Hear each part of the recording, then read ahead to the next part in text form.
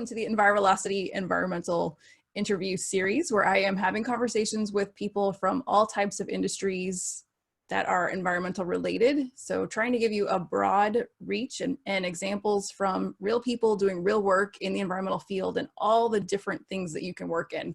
So today we are speaking with Kevin Gallagher. It's a very interesting background. I know I have a lot of environmental attorneys who follow me, so I think you'll find this interesting.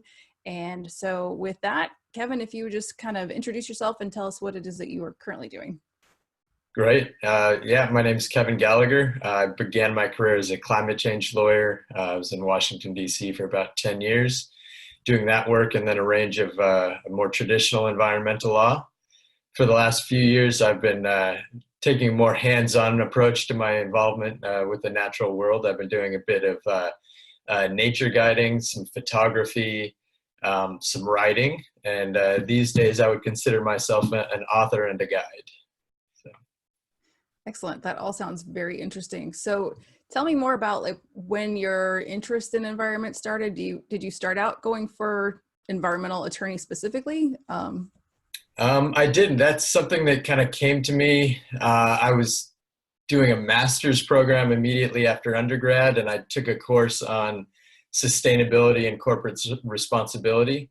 I'd already been a little interested in environmental issues, and that kind of really ratcheted things up for me and made me kind of think about how I would become involved. And so I looked around, and at the time that that was happening, it looked like climate change legislation was going to be a thing. There was a big buildup, and I wanted to be involved in that. So I went to law school in Washington, D.C., and then stuck around to do some of that work. Pretty natural switch. I'm from California originally, Santa Barbara, and so I ended up being gone about 18 years, and it was just a strong desire to, be back in a place that I love and to spend more time with my family. When I was in DC, I would see my family possibly once a year, excuse me, and sometimes less. And so that wasn't really cutting it for me family-wise. And so what I ended up doing is when I left the firm that I was at in Washington, D.C., I decided to travel for a while and really see the world. And so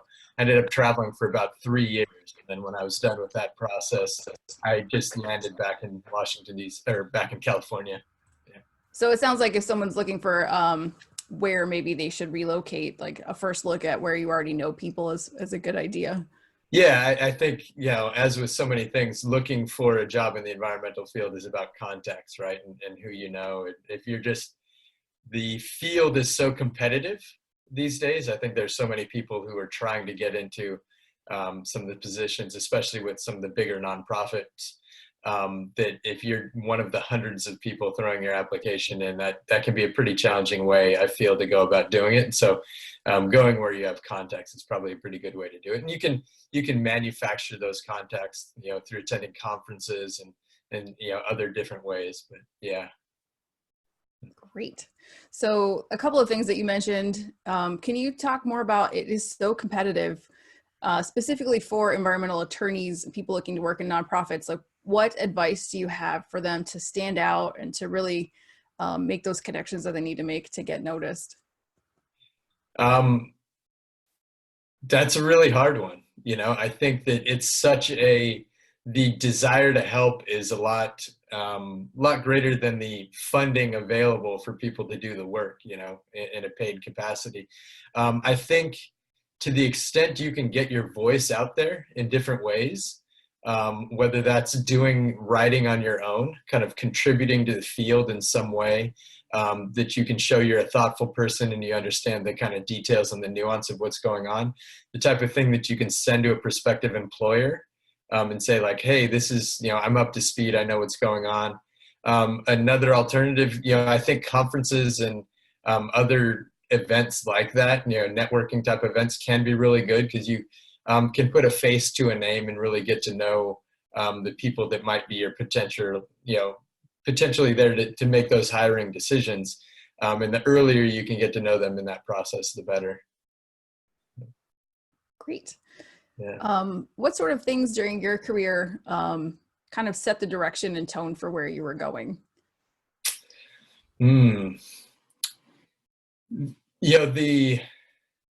I'd always had a policy interest. And so for me, there was just a natural confluence between, focusing on climate change at the policy level. And I was torn. I did a bit of international conflict work as well, like post-conflict nation development. And so I was kind of torn between that and the climate work. And for me, I saw climate as being the biggest single issue that our world faces. And so for me, I was drawn to that. When that work kind of dissipated in Washington, D.C., which it did, at the end of 2009, 2010, I was looking for a new place to go, and there wasn't a lot of that work to do. And so part of it was looking for more satisfaction in my kind of personal and professional life, and recognizing that being cooped up in an office for, 60, 70, 80 hours a week wasn't providing the satisfaction that I wanted. And so I kind of took pulled the lens back a little bit, took a much bigger picture approach to it. And, had always spent a lot of time in nature and wanted to kind of share my love of nature and kind of pursue that desire to promote conservation and preservation and regeneration in a different way. And so that led me to this, kind of more artistic, more hands-on, on the ground approach to connecting with nature and with other people. Great. And can you talk a little bit about what your experience has been kind of moving away from the career that you've had and doing some different things? Some people I talk to are kind of hesitant really to make those kind of leaps and decisions.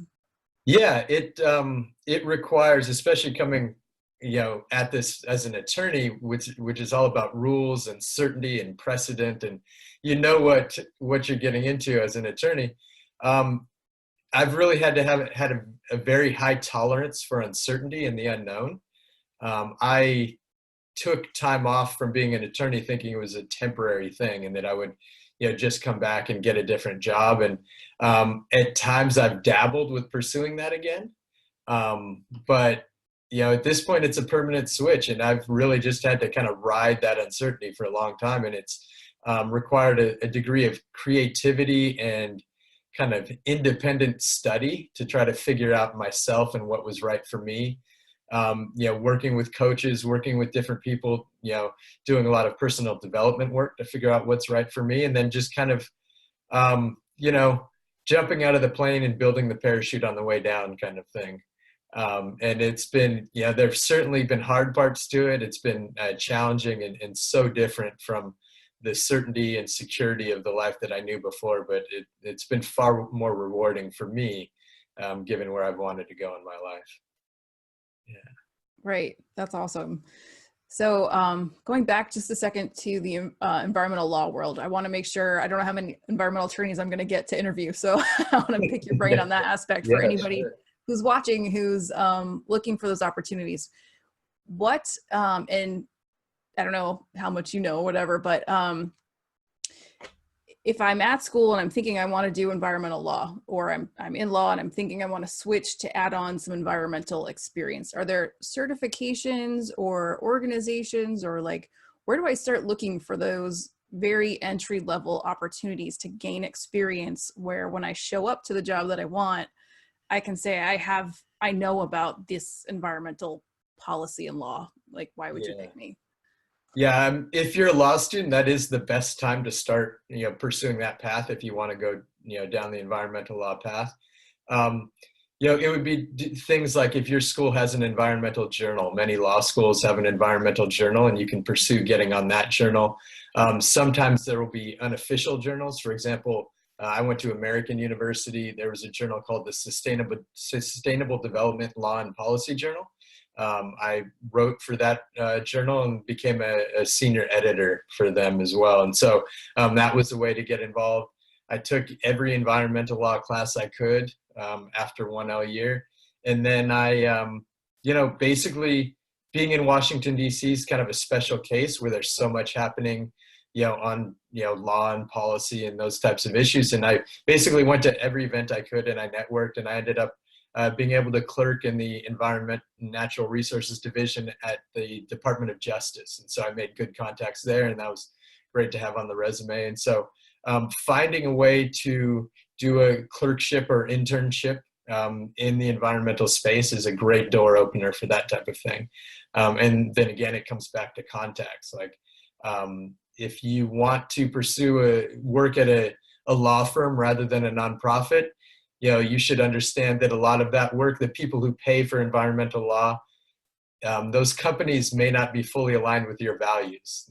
There's a lot of environmental work done on behalf of fossil fuel companies. And so if you go to a law firm, you should go with your eyes open and that understanding that it could be a good way to build expertise in the space, but the work may not fully align with your desire to be working on behalf of the good guys. So yeah, so really great points. So now let's jump forward to where you are now. As you were talking, like it kind of made sense to me more that you're writing, because I know that attorneys write, but as you were saying that, I was like, oh yeah, okay. So Yeah. there's a lot of writing involved, so I could see how you would continue that into the space you're in now. Do you want to talk about the book and kind of your experience doing approaching environment in a different kind of a way? Yeah, absolutely.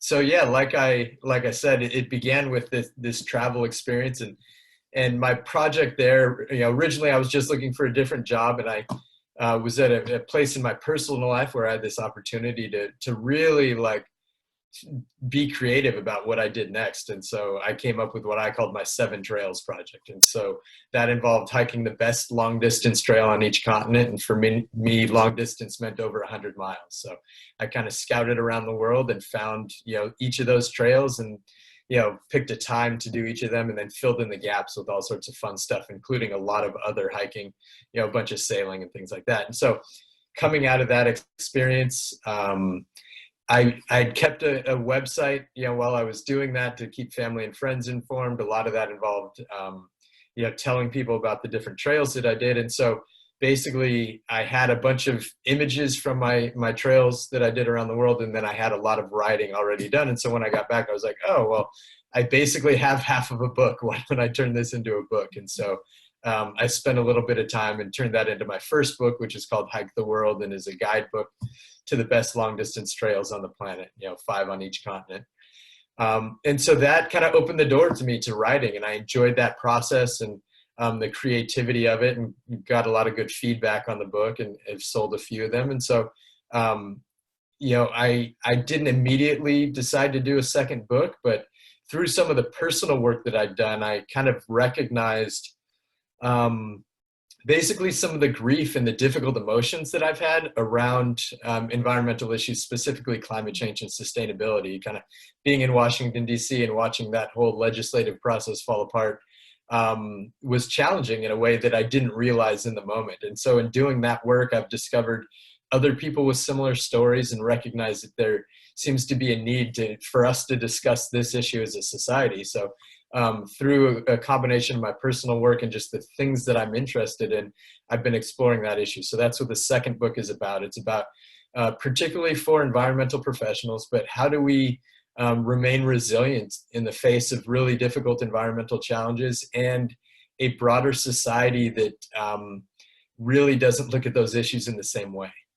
And so there's this sense of isolation and all the grief and frustration and anger, and how do we do the work of showing up to do this essential work as environmental professionals, while maintaining our personal kind of health and mental and emotional health in the face of that. Yeah, I think that's so awesome. And I love it. I mean, the ENVIROlocity term, I've really, it's kind of evolved for me, but this is what it's about, is like really finding your fit and where it starts to flow and make sense for you. Like that's finding your, environmental velocity, like what moves you forward and keeps you driving. And so I feel like you're kind of finding your ENVIROlocity, and it's gonna help you flow and continue. And the topic is so important because for all of you emerging professionals out there, like this is one of the things I want to do in career coaching, is really help you understand what to expect when you are a working environmental professional. And exactly that, you get burnout, you get frustrated, you watch your friends and family doing things that you're like, oh, No, very important work. And I think that's great that that's where you're headed. So kind of final question, is there anything in hindsight you would have done differently? Interesting question. Thus far. Yeah, yeah.